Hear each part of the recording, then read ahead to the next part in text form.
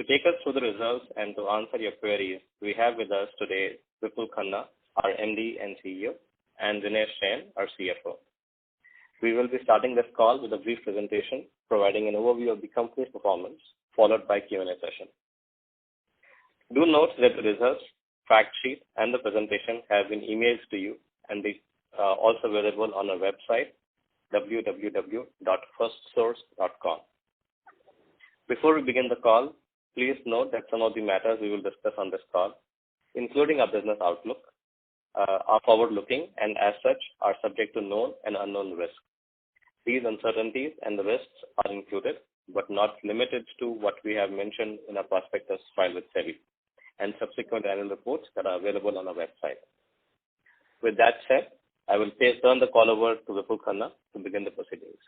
Over to you, Vipul. Thank you, Ankush. Ankush, can you hear me okay? I can, yes. All right. Good morning and good evening, everyone. Thank you for joining us today. I hope that you and your families are safe and well and getting in the festivities mode as Diwali approaches. I'm excited to share the update on our performance. We had a good quarter. Revenues grew at 13.1% year-on-year in constant currency.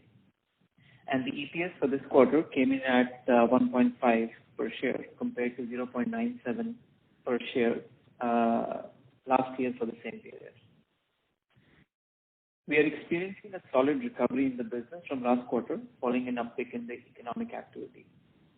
The demand environment, particularly in DFS and in comms, media, and tech, is getting stronger, resulting in the buildup of a robust pipeline. While healthcare was steady with the last quarter, this business remains under pressure given the impact from the COVID on hospital visits. In Q2 for the fiscal year 21, we secured 15 new clients. 11 of those were in DFS, including a fast-growing fintech, and 4 were in healthcare. Last quarter, when I had spoken to you, we had articulated 3 key elements of our growth focus. One, that we focus on core processes for the industries we serve: banking and financial services, healthcare, commerce, media, tech, and the diverse industries to encompass the emerging verticals. The second element was modernizing our offerings and underpinning them with our digital-first, digital-now approach.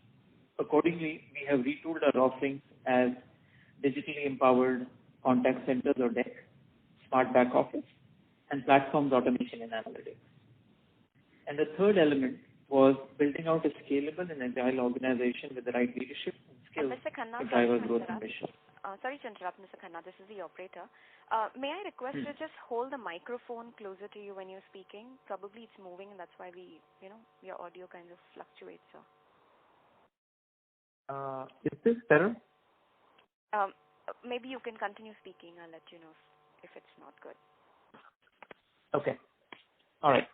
So we are investing behind these 3 elements to build out a sustained and consistently growing business. During this quarter, we rebranded our healthcare business to health plans and healthcare services to better reflect the scope of the broader healthcare segments we serve. Healthcare services, including telehealth, remote patient monitoring, and medical devices, are a rapidly growing segment and a focus area for us. We continue to build our platform's roadmap and drive their adoption in the market. I'm encouraged by the pipeline for our platform-based services and the increasing share of transformative and digital conversations with clients and prospects. Building the digital muscle in the organization is a key focus for me. During this quarter, we launched the first of its kind citizenship development program in partnership with UiPath for our employee base to create their personal bots. Now, in my experience, automation is fundamentally a ground-up movement, and a broader skill base accelerates the digitalization of our solutions. We also signed a strategic partnership with Uniphore, a global leader in conversational AI, to add more horsepower to our DEC solution for more personalized and enriching customer experience. We are pleased that this quarter's results are a validation that this growth focus is beginning to pay off. Let me spend a few minutes reviewing our key industry performance. Our banking and financial services segment grew 55.9% year-on-year and 45.8% in constant currency on the back of strong growth in our US BFS segment. Let me take a minute to talk about the two components of mortgage. There is origination and there is servicing. Within origination, there are pretty much two types of transactions. One is a refinance of an existing mortgage because interest rates are lower and you refinance the loan, house remaining the same, borrower remaining the same, lender may or may not be the same. So that's kind of refinance of an existing mortgage. And then there is mortgage for a new purchase, whether I buy an existing property or I buy a new house, but I'm doing a transaction and I'm financing that. So that's like a purchase mortgage. We saw good demand from both these segments, refinance as well as purchase mortgages. In fact, for the last several months, we've seen a good surge in purchase mortgages. September, for example, saw a 21% surge in existing home sales versus September a year ago, and a 32% increase in new home sales versus a year ago. Now, as you'll appreciate, new purchase mortgages are less sensitive to interest rate movements relative to refinancing. And the expectations, as we talk to industry experts and to the Mortgage Bankers Association and others, the new purchase mortgage growth is expected to continue well into the medium term, which we believe provides a reasonable hedge against the eventual tapering off of the current high refinance volumes. On the servicing side, mortgage defaults are increasing given the economic hardships many people are facing. By the end of September, the mortgage delinquency rate in residential properties had increased to 8.2%. This is an increase of almost 4 percentage points versus both June of this year and versus September a year ago. We expect growing demand for expert capacity and digital solutions as the mortgage industry prepares for higher default. Our clients are increasingly trusting us to have compassionate conversations with borrowers, helping them exit mortgage payment forbearance or temporary halts into longer-term solutions. Collections, which is the second part of our BFS business, and particularly our digital collections, is witnessing strong traction amongst both existing and new clients. As with mortgage default servicing, high unemployment and underemployment levels in this current financial environment is driving higher loan credit losses and provisions across all lending categories. The collections business, as you know, is countercyclical, and we expect a good demand scenario for the medium term.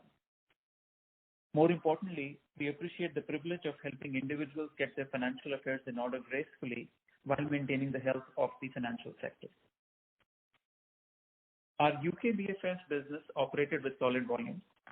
After last month's scramble to keep operations running, the UK financial institutions are now preparing to tackle the new normal more structurally.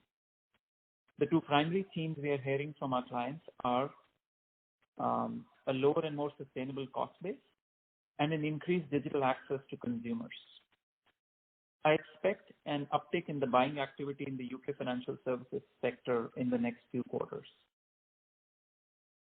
Switching to healthcare, healthcare declined 4.8% year-on-year and 9.8% in constant currency. The industry continues to experience volume challenges. Elective procedures are still not close to pre-COVID levels, impacting both hospital visits and health plan claim volumes. As per industry reports, August was the sixth consecutive month in which patient volumes were below 2019 levels and below budget for hospitals, and we believe September was no different. The second factor we are seeing now for a few months is that the cycle time to convert Medicaid payments to revenue is being impacted by slower billing from the hospitals as they deal with capacity constraints and multiple priorities on their leadership capacity and processing capacity. We anticipated a recovery in this segment from Q2. However, given the increase in COVID-19 cases we are witnessing, this could get delayed until later this fiscal year. On a positive note, engagement, our digital screening and collection tool, is seeing increasing traction.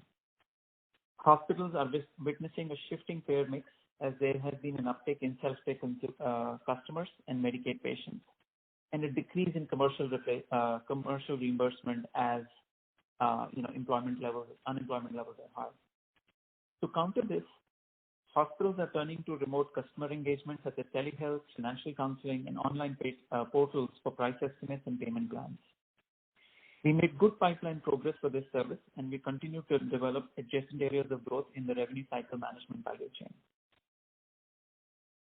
On the flip side, fewer medical procedures have resulted in fewer claims and more cash with the health plans or the health insurance companies.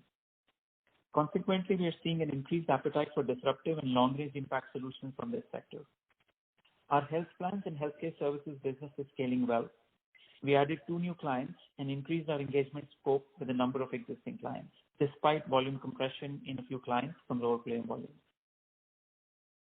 The sales pipeline build is very solid, and our digital intake solution, Simpraxis, is faring strongly in competitive situations.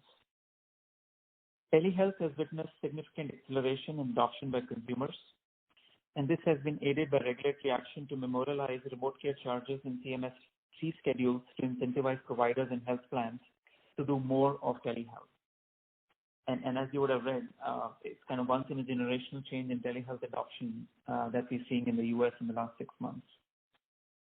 As I mentioned earlier, we added a new client in this segment and scaled up relationship with an existing remote care provider.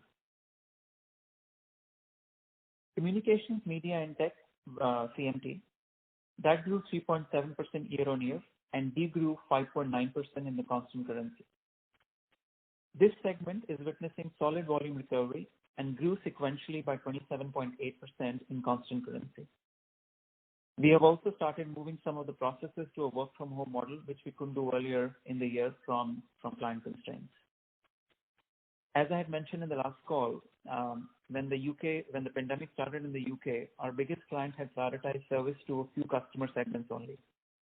As they have gradually normalized service and sales operations, volume recovery for us has been strong, both on and offshore.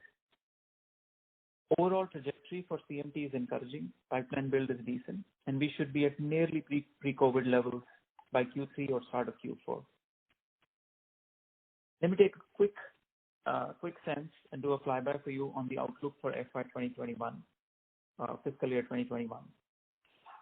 While market uncertainty and volume volatility continues to remain high, considering our trajectory and secured business, we are revising our guidance upwards. Our full year 2021 revenue is expected to grow between 9 to 12% in constant currency, and our operating margin is expected to be in the range of 11 to 11.5%. With that, let me turn the call over to Dinesh to cover the financial details for this quarter. Dinesh? Thank you, Vipul. Let me quickly take you through the financial highlights for the Q2FY2021. Revenue came in at 1,187.7 crores and in dollar term 159.8 million. This implies a year-on-year growth of 13.1% in constant currency and 20.6% in rupee terms. On a margin front, operating margin or earning before interest and tax came in at 135.8 crores or 11.4% of the revenue. Profit after tax came in at 105.3 crores or 8.9% of the revenue. This is the first time we achieved the 100 crore PAT. It's an immensely proud feeling for all of us. This has been my dream to achieve this target ever since I joined the company at inception in 2002. Our cash flow from operation and free cash flow generation has been quite strong. We generated rupees 235 crore cash from operation, and our free cash flow after adjusting for capex came in at 209 crore or in dollar term $28.3 million.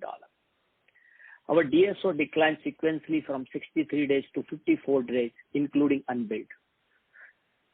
Our team and we have ensured that we bill on time and also do the follow-up to ensure that the collections are done on the right time.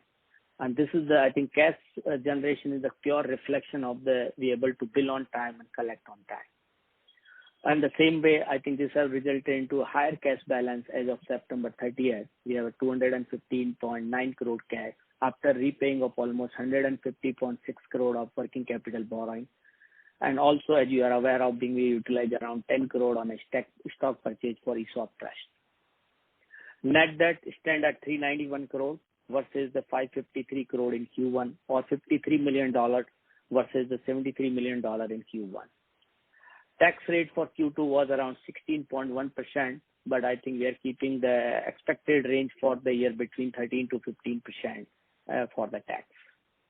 Hedging side, as you all are aware of, I think we always keep the pound hedges for 2 to 3 years, and as of today we are carrying around 59.5 million pound of hedges for next 3 years, with the rates ranging between 102 to 119 per pound. On a dollar term, the hedges are for $57 million with a rate around 76.4 per US dollar. Overall, I'm very pleased with our strong collective effort to deliver this performance despite multiple challenges which we are facing in last 6-7 months. With this, we can open the call for questions. Thank you very much, sir. Ladies and gentlemen, we will now begin the question and answer session. Anyone who wishes to ask a question may press star and 1 on their touchtone telephone. If you wish to remove yourself from the question queue, you may press star and 2. Participants are requested to use handsets while asking a question. Any participant who has a question may enter star and 1. Ladies and gentlemen, we will wait for a moment while the question queue assembles. Our first question is from the line of Manik Taneja from JM Financial. Please go ahead. Hi, thank you for the opportunity. Congratulations to the team for good execution. Just wanted to understand the trend that we've seen in terms of increased offshore delivery in the current quarter. How should we be reading that? That's my question number 1. The second question is a bookkeeping question in terms of trying to understand what was the contribution of the mortgage business in the current quarter. Thank you. Hi, Manik. Is my audio clear now? Yeah, Vipul, very much. Okay. All right. So, Manik, from an offshore standability, as I mentioned the last quarter as well, where we are today, we are building services without necessarily keeping a focus one way or the other on versus off, right? We are in the process of sort of building the right capabilities, chasing the right opportunities, and delivering them. It just happens that given mortgage demand has been strong, and that's something which we have been working very hard over the last several quarters to make sure we have the right training, the right academy and capacity both on and offshore to deliver to that demand as it's come through.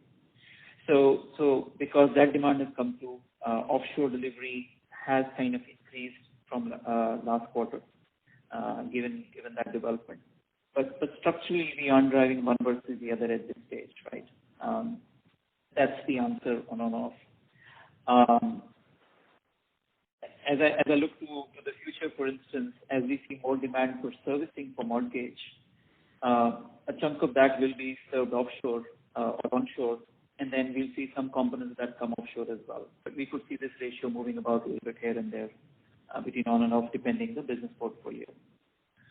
The second question was, how much is the mortgage growth? Yes, that's right. Yeah. So obviously, mortgage was a majority of the growth that we saw in DFS, both in origination as well as servicing. And collections business had decent increase, given Q2 or for them it's kind of like in the middle. It starts to build up towards Q4. So despite sort of where we were in the part of the year, etc., I think they kind of grew reasonably well.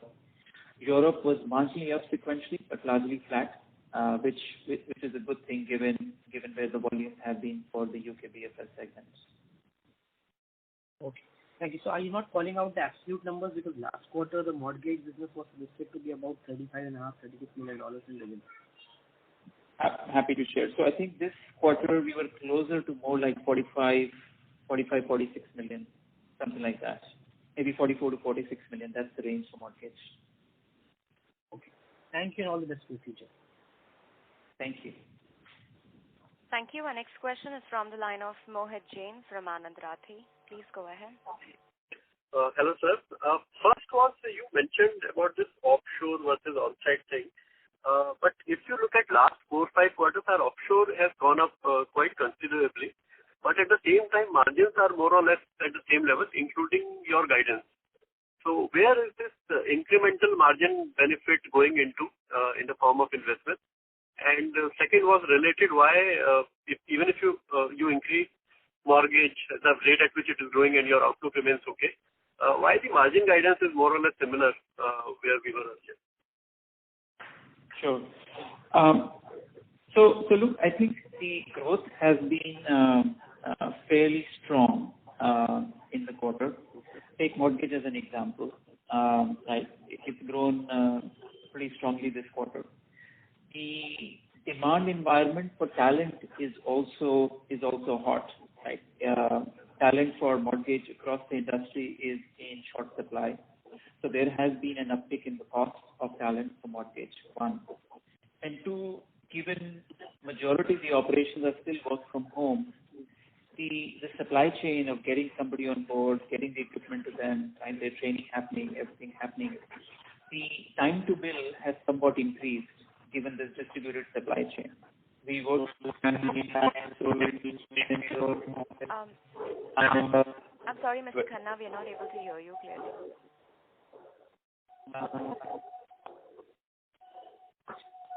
No, not yet, Vipul. There is some echo from somewhere. How about now? It's fine. Much better, sir. Okay. So Mohit, as I was saying, there is the cost of talent which has ticked up a little bit. There is the time to bill which has ticked longer a little bit. And the fact that we continue to invest for growth. We see demand. We are continuing to invest both in operating capacity as well as leadership and account management capacity to make sure that we harvest the growth opportunities out there. So that's taken some points from the mortgage margins. But other businesses have performed well on margins. Overall, I think we improved margins quarter on quarter about 40 basis points. And we think, given the strong demand environment for the next 2 quarters, at this point, our expectation is we'll kind of stay in the range of 11 to 11.5 for the full year. So this investment for growth, does this also mean some pricing discounts, etc., or this is more into new capabilities that may get launched next year maybe? No, more absolutely the latter. There are no discounts, but as I said, in some cases there is some mismatch in terms of the cost of talent versus price recovery, and we are trying to kind of get that calibrated. But there will be some timing lag in sort of signed contracts. But that's kind of normal execution calibration that we need to do. There is the operating cost for growth, and then there is the new business build cost of growth that we've been talking for the past few quarters in terms of the focus in leadership and the new sales and account management capacity, not just in BFS, but across businesses that we've been adding. And your thoughts on top 2 to 5 clients also, like top 1, we have seen some normalization. In 2 to 5, is it primarily mortgage clients, or do you think some recovery in some other accounts as well from top client perspective? It's a good mix of CMT, BFS, and healthcare clients in the top 5. Clearly, the mortgage component there has been driving. We saw good recovery, as you would see from the top client. We saw good recovery given the volumes came back to top client. So that and mortgage helped. Other BFS customers have held steady, but we see a decent pipeline as we go into the next few quarters that we should see a broad-based BFS growth somewhat more than what we've seen, or in addition to what we've seen in mortgage. That's the right way to phrase it.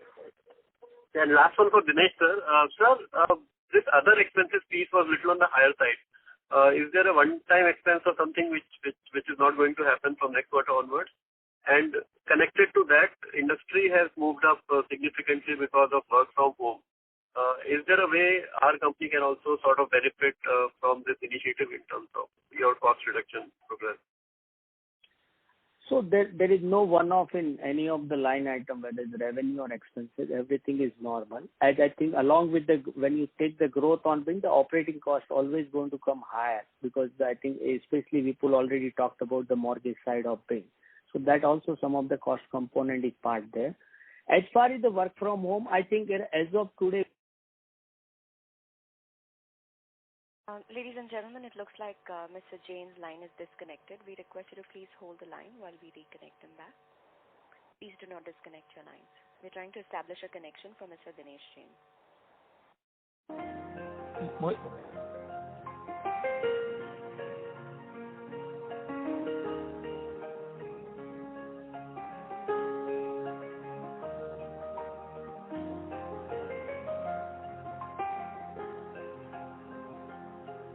Thank you for your patience. Mr. Jain's line is connected now.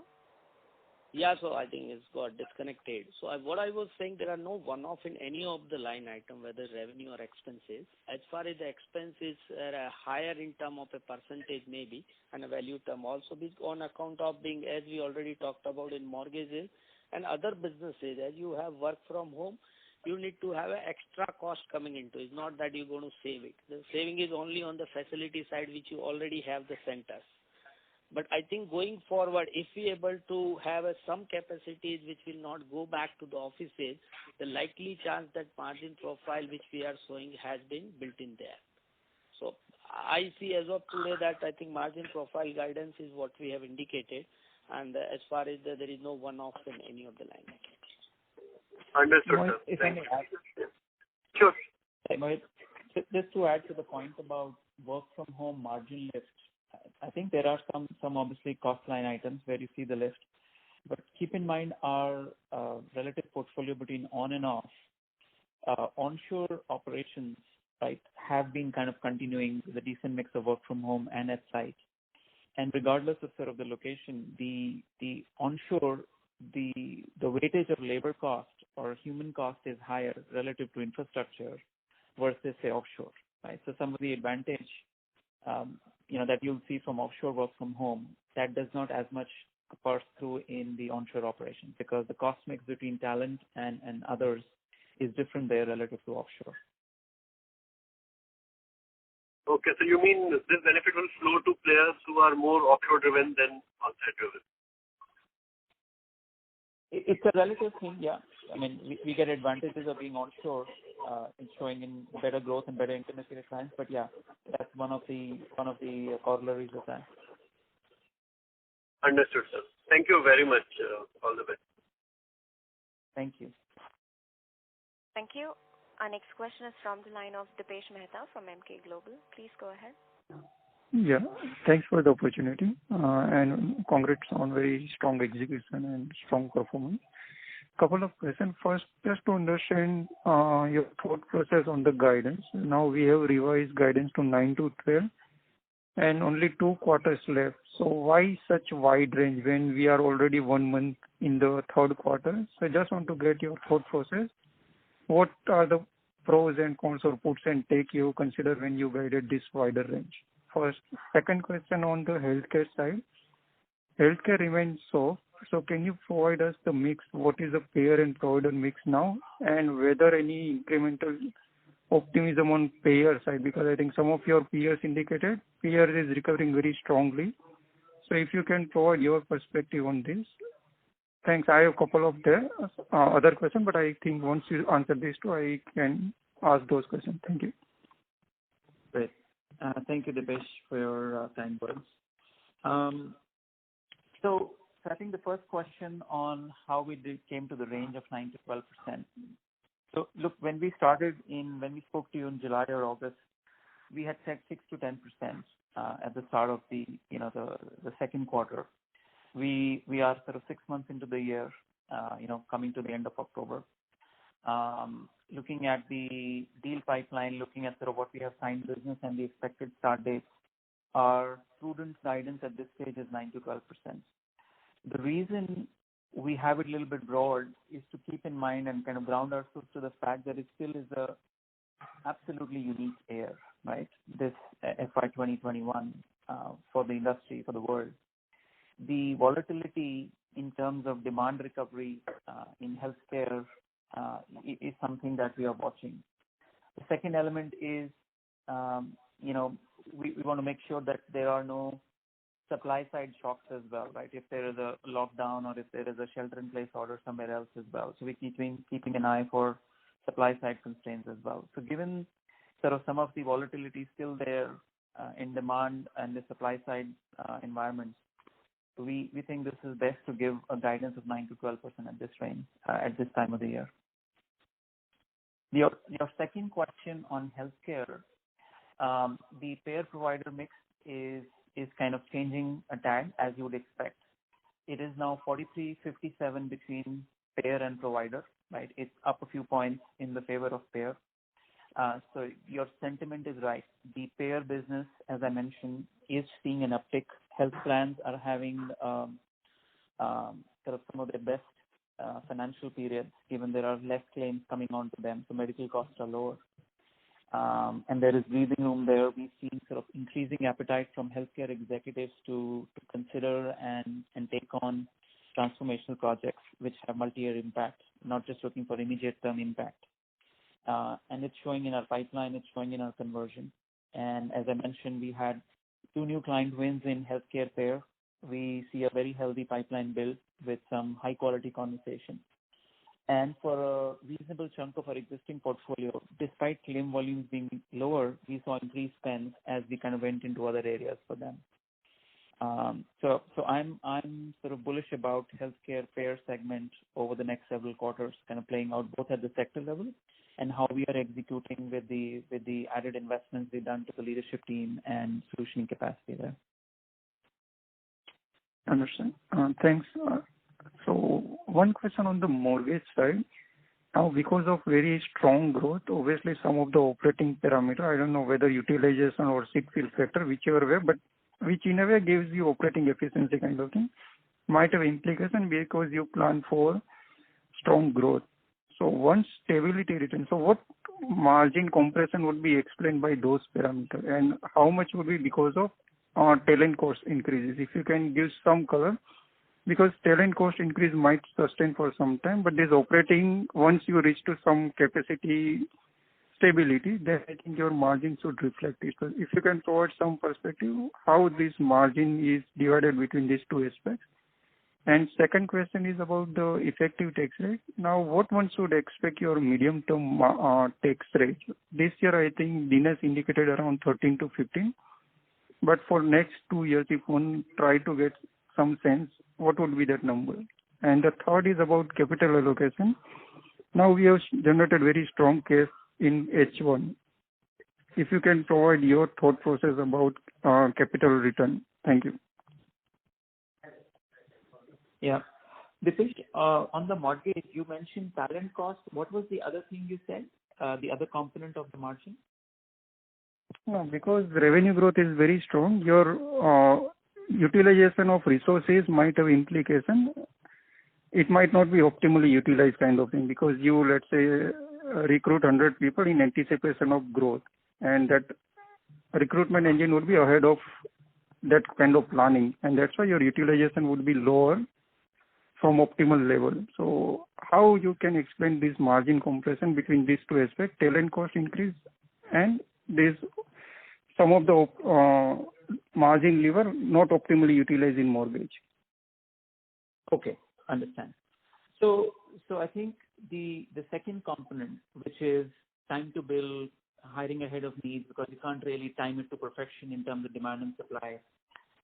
Getting through training or kind of investing in talent in some cases with longer lead time for training, because it's kind of frankly in the long term kind of gets more profitable. We are working on all levers, right? So our academy that we established offshore as well as now onshore, that's starting to kick in. Obviously, that's an investment for us, but it kind of pays out in the medium term. So bulk of our operating sort of, if I could use the term operating investment, is going towards this aspect. There is, I don't know, maybe my guess is about 1/4 of the margin impact we talked about would come from talent costs kind of picking up. Again, as I said, we think over time we'll manage it, we'll calibrate with our clients, right, as we get into sort of, some price calibrations with them.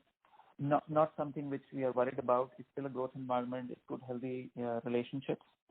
So I would say bulk of our sort of margin investment, so to say, in mortgage is going towards funding and fueling the growth. Dinesh, you want to answer for the tax rate? Yeah. So I think tax rate is, I think next 2 to 3 years, it will not exceed more than 18%. So I think it will range between 13 to 18%. And as you know, the onshore, as we have a lot more onshore, is automatically reflection of their effective tax rates are around 20-21%. So automatically the effective tax is lower. We don't know what's going to happen into this U.S. election. There are a lot of talks happening around the tax rate increase for corporates. If anything of that change happens, then we need to revise the guidance. Otherwise, I don't see as of today any change in these rates to be. So max can be 18%.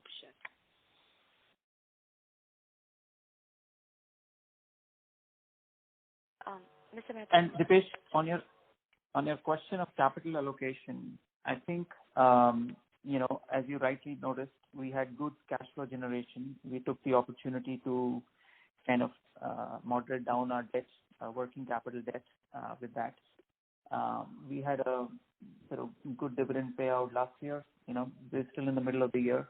As we come towards as we progress more in the year, we'll take a look at it, on the capital allocation side. But for now, I think we continue to generate, work at debt, and look for both opportunities for organic and inorganic investments.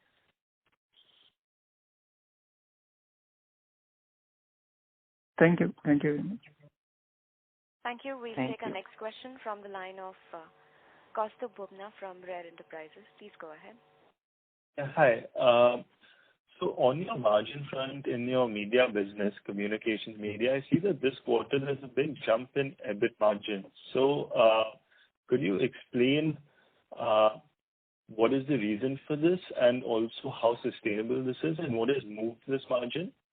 That's the first question. Okay. Hi, Kaustubh. Yeah. It's a fair observation. I think a part of the CMD, if you recall, is we had lower volumes in Q1 because of the demand situation and most of our clients prioritizing to serve only the very vulnerable or priority customer base. We obviously pared down some of our variable expenses. We couldn't do it all. We didn't want to do it all. And then there was obviously the fixed cost base. As volumes have come back, there has been an element of catch-up on revenue, and I think that's kind of showing in higher margins. Last quarter was kind of suboptimal because of the reasons that I mentioned. So there is a little bit of a catch-up, and there's a little bit of a normalization. From a sustainability standpoint, I think we've kind of, for that business, we stay in the EBIT range. It can fluctuate between 10 to 13%. This quarter was a little bit higher because of a little bit of catch-up. So I think we'll start to see normalization to our historical levels as we come to pre-COVID levels in the next 2 quarters. Okay, so you said the sustainable range is within 10 to 13% margins in this. Okay, thank you. And one more thing, I couldn't hear you properly in the beginning of the call, so I just wanted to understand if you said this right. You said that the situation right now, when new purchase mortgages are increasing, at the same time delinquency rates are increasing, right? Is that the correct statement you made? And so, how do you see it? I mean, this is how do you see a situation like this really ending, and what are the different possible scenarios you see, and how does this impact FSL, and how are you preparing to deal with such a situation? Sure. No, it is somewhat of a unique situation. Normally you see one or the other. Now we're seeing sort of both. Sorry, I can't hear you. Is it my line or I'm not sure, but... Well, we can hear Mr. Khanna. I think it is Mr. Bhupna, you not able to hear us clearly. Okay. I can hear you clearly. You guys can hear me, Ankur and Yes, we can. Yeah, it's better now. Yeah, go ahead. Kaustubh, let me try to say. So I think your observation is right, that the macro situation we're seeing in the housing market, especially in the U.S., is that demand is picking up for purchase mortgages, and obviously there is the refi mortgage volumes are high because interest rates are record low. But at the same time, delinquencies are rising. So I think it reflects the fact that a chunk of the population is not impacted, right? And a chunk of the population is impacted. This is how the pandemic has impacted different sections of the society. And whether it's demand coming for second homes or people moving from big cities to suburban houses or people not wanting to live in rentals and want to own their own property now, or there is more liquidity and they want to put it in property, or all four of those factors are kind of driving new housing demand up, right? And we've seen this very strong trend coming through, and builders have announced new projects and stuff like that. And this is expected to continue over the next, over the medium term.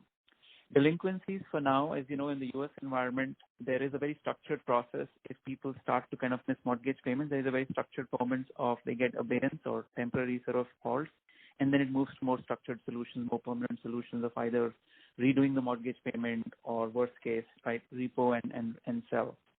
So I think what we've seen thus far is that delinquencies are rising. As I mentioned, they've grown about 4% year on year or even quarter on quarter.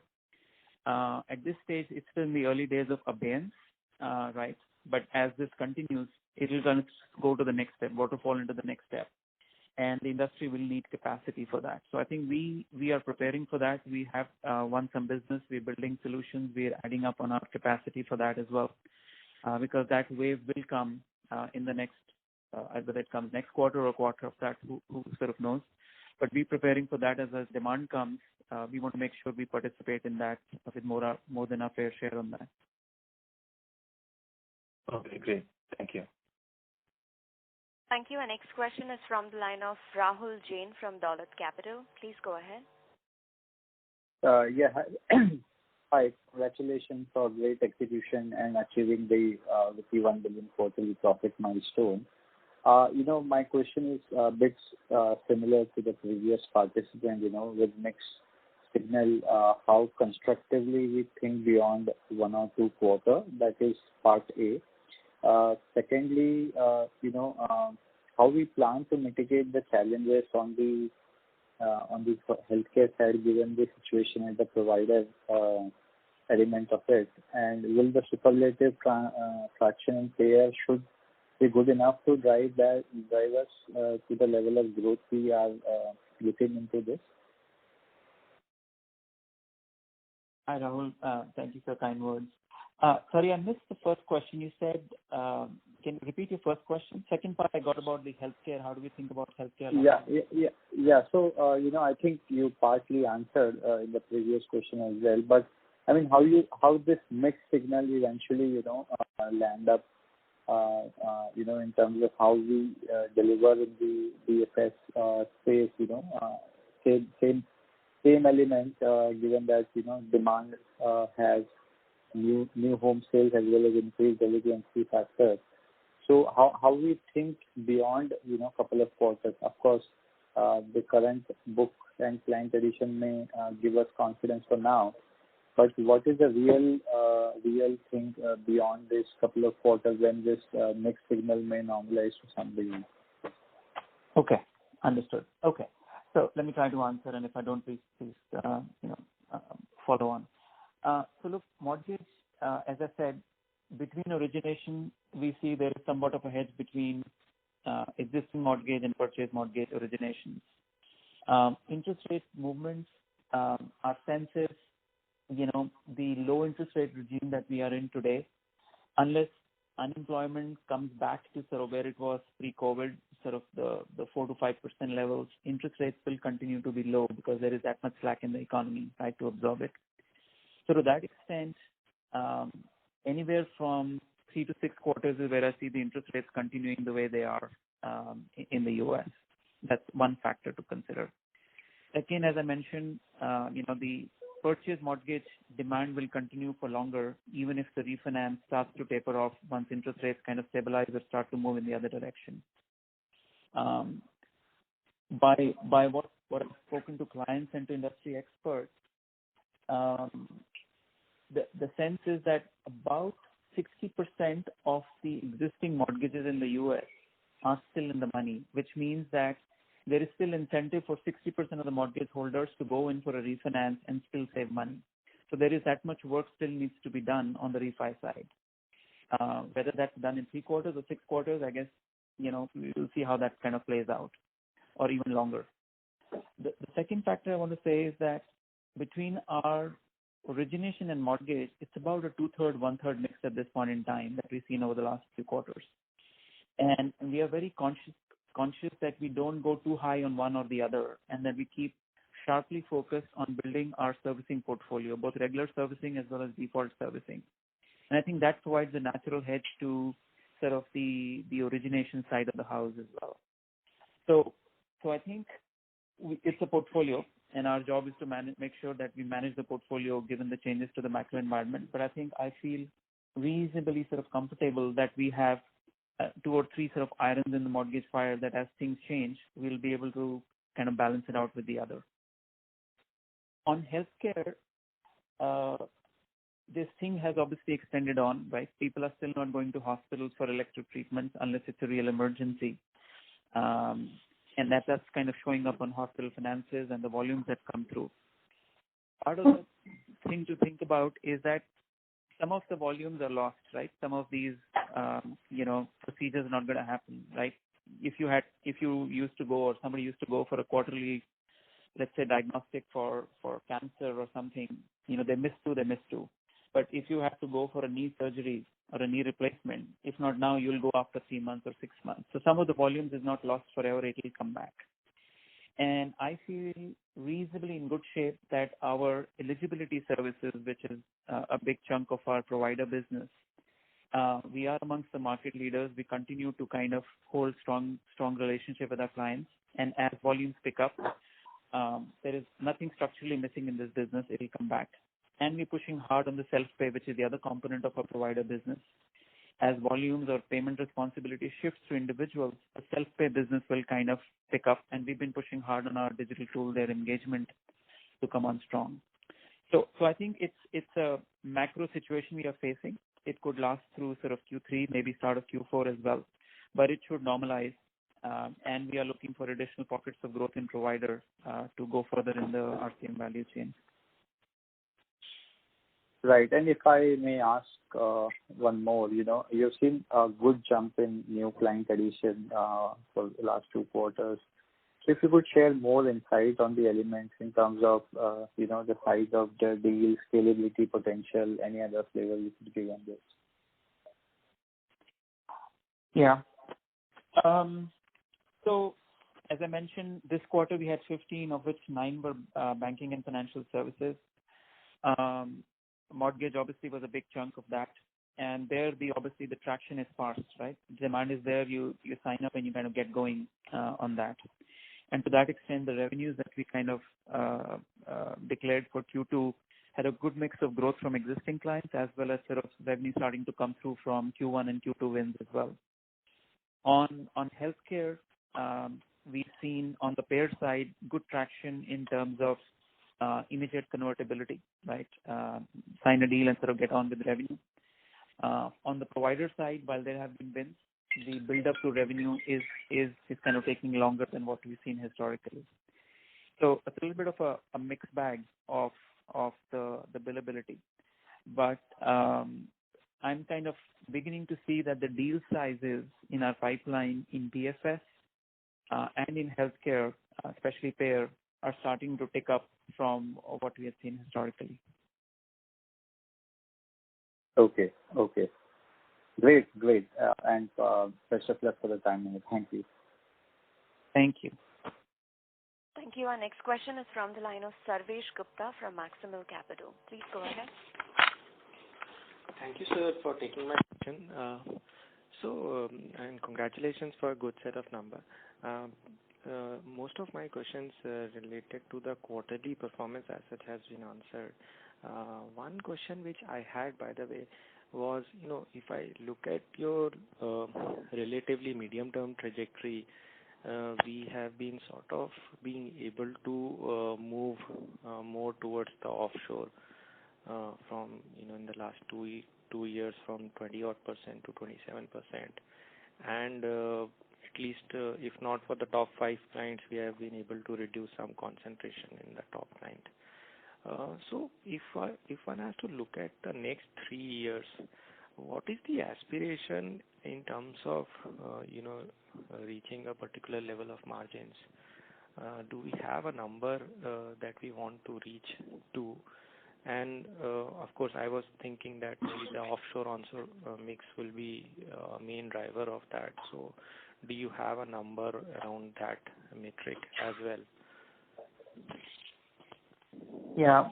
So look, as I've been kind of saying, I think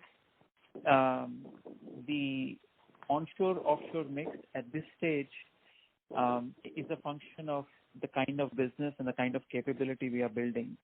We aren't necessarily kind of driving towards a specific target. It is a valid lever, of course. Offshore gives you sort of the lever on margins.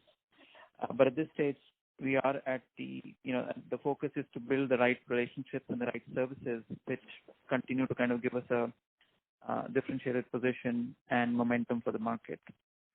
From a margin standpoint, we've guided for 11 to 11.5 versus 10.8 that we had in FY20. And also, given we are in the early days of building our business in newer segments like the bond digitals, our renewed push into the healthcare payer, etc., we expect that the operating margins to be in the same range in the short to medium term. Over time, with scale, we will see some advantages from operating leverage start to come through into the margins. We haven't kind of sat down and modeled for the long term to see where we expect long-term margins to be. So I couldn't answer more specifically, except thematically, we do want to continue to invest. And I do expect that from scale, we should start to see some benefit from operating leverage come through into our margins. Okay. The reason I was asking you is, of course, if you compare, our return on capital employed to many of our peers, it is possibly on the much lower side. And one of the reasons I see is lower margins as such. So I was trying to figure out if there is a plan in the next 3 years to sort of scale it up to a more respectable number. Yeah. So again, just your comment on the ROCE, important to point out that a big part of where our ROCE is because of the goodwill on the balance sheet, right? And this has been flat for a long time from historical acquisitions. And that kind of weighs, has its weight on the way ROCE comes out to be. Incremental ROCE is more relevant metric, and I think we've given some numbers. Ankur can share more details with you, right? Sort of one-on-one. But I think our focus is growth. Our focus is contemporary offerings, so that's why the push towards digital, and and digital in general should be higher margins, but there is a path and there is a ramp to kind of get to a meaningful scale on digital as well. How those factors, the puts and takes, play out on the margin, that's something we can talk more in the subsequent quarters. Understood. And with regard to our... May we request you to return to the queue, please, as there are other participants waiting. Sure. Just one more question, if I can. Okay. Yeah. So with regard to our UK business, now given the recent rise in the COVID cases, are we seeing any new headwinds over there, especially from the client side in the month of October? Because I think the lockdowns and the COVID situation has got sort of increased exponentially in the recent times. It has, for sure. We're seeing the impact right on the street and stuff like that. Now, from a demand standpoint, we haven't seen any impact yet. From a supply side standpoint, we've had the opportunity now for the last several months to build up pretty strong work in office as well as work from home. And some of our clients who were sensitive early on to work from home or not allowing work from home, we've seen movement on that, right, including our biggest clients. We have some reasonable capacity now for our work from home. So to that extent, we feel good that if there's another strong or multiple weeks sort of lockdown, we can continue operations between our on and off as in work from home and work from office options. But demand thus far, we haven't seen any impact. Even on the deal win side? Deal win side obviously was low as the year started by, right? Through summer, as people came back from summer holidays, we saw more conversations. I think it was building up. I hope the momentum continues into the end of the year and it doesn't impact. But we did see more conversation in the last 2 months than we saw in the first few months. Thank you, and all the best for the coming quarters. Thank you. Thank you. Our next question is from the line of Sachin Kasera from Swan Investments. Please go ahead. Yeah, good morning, everyone, and congrats for a good set of numbers. Most of the questions have been answered. Just one question on acquisitions. So now it's been more than a year since you have been here. So any thoughts that you have been able to crystallize, one in terms of what is the size of acquisition we are looking, what are the areas and capabilities we are looking? And secondly, have you started to see some attractive deals now on the table? So look, as I mentioned early on, to me, acquisition is a very viable and a valid part of growing a business. And we want to do it systematically, right? In the last several quarters, we built up our, and strengthened our relationships and our reach into the market. We're building up our pipeline of interesting sort of targets and companies. We do want to prioritize at this stage acquisitions in the areas of provider, even collections, given sort of what the demand environment will be. Those are our top priorities at this stage. Nothing specific to report, but we continue to work hard on building deal visibility and pipeline to add new capabilities, right? That's the primary focus. In the adjacent areas of growth, if you need capabilities, we kind of try to kind of do through the inorganic route. But I don't have anything specific to report at this stage. No, but in terms of the valuation expectations or, the type of IR that you're looking at, now you are looking at deals, because of the way market has shaped up better than what it was, say, 6 months or a year back, or it still remains very, very specific to deals? I think it's specific to deals, given we are looking for specific capabilities rather than sort of scale or revenue only. And obviously, we want to be judicious even in those areas that we pay a reasonable amount, not under, not over, pay fair value and bring right capabilities and right teams on. So that's how I kind of tend to think about acquisitions. Sure. Thanks. Thank you. Thank you. Our next question is from the line of Himesh Satra from Sequent Investments. Please go ahead. Hello. Hi. Yeah, hi there. Yeah, hi. So my question is, we have seen that there has been a considerable reduction in the net debt, but the finance cost hasn't come down to that extent. So can I know the reason?